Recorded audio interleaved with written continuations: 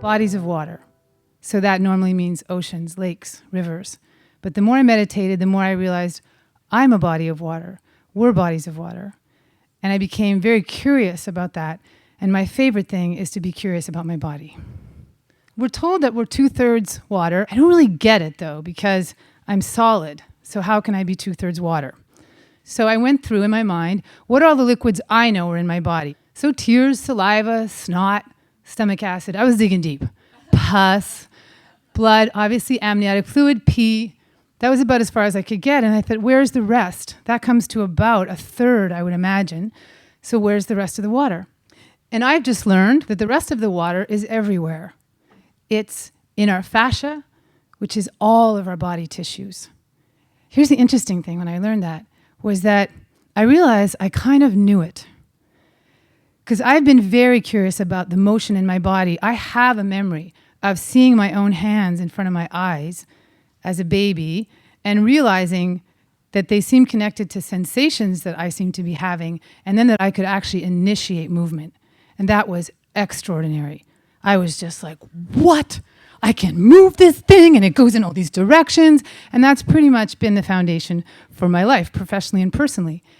And then when I was 21, I took a Premed anatomy class. Long story, but I ended up in this class with all these Premed students. And for a year, we learned the name of every artery, vein, nerve, insertion, origin, muscle, tissue, organ, all of it. All the Latin names, all the regular names, what they did.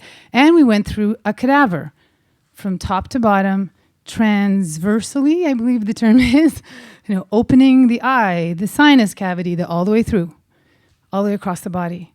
And when we're done, I was 21, but I was like, where's consciousness? Where's my thinking? Where's my personality? I understood that we could locate where things were lit up in the brain, but I had this question. It seems like there's something that's flowing through everything all the time.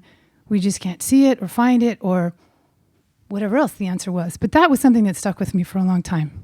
And here's the other thing. Whenever I danced, and whenever I still dance, I feel that fluidity. I feel something that moves along my fascia and tells me where to move next and what wants to happen and where that liquid fluidity wants to go or what wants to be opened up after what. So some days more than others, and in some parts of my body more than the other.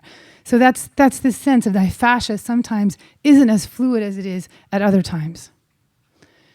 But one thing was sure, the more fluid I felt physically, the more fluid I felt creatively. So that means the more ideas I got, the better ideas I got, the more interesting connections happened that didn't normally happen.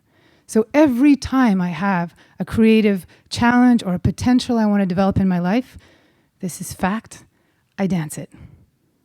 Recently, I started a new company, and we took our 5 top names, and we danced them each for 5 minutes. And at the end, it was obvious which one was the name. And it wasn't the one we thought worked the best intellectually. Is there a connection between the amount and quality of water moving along my fascia and the amount and quality of creative ideas, inspiration, and I would include imagination? So this I'm tossing out to you guys because I don't know the answer, but I have a feeling there's some interesting information to be discovered there. So it's something like, the more I awaken all the parts or new parts of my body, the more water moves through my body, and thus, that's me trying to sound scientific, thus, the more imagination can travel and my creative ideas can flow. So I don't know about the science, but I know that every dancer that I've ever worked with, who's also a creator, will say that this is what happens. And many artists will tell you they get that breakthrough or that connection in their piece of art when they're taking a bath, when they're walking their dog, sometimes when they're peeing. But it generally has something to do with motion, flow, and often water.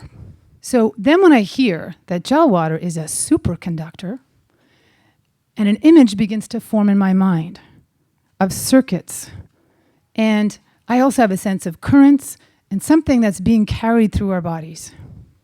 And my understanding is that science and art are somewhat the same at the beginning, meaning that you're encouraged to do a bunch of wondering and imagining, opening up the net of information that you're reflecting on before you choose a path.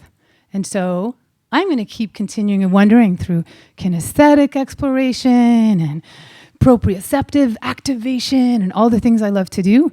And if anybody is interested in bringing me into their lab to play with this idea, I would love to, myself and lots of my friends.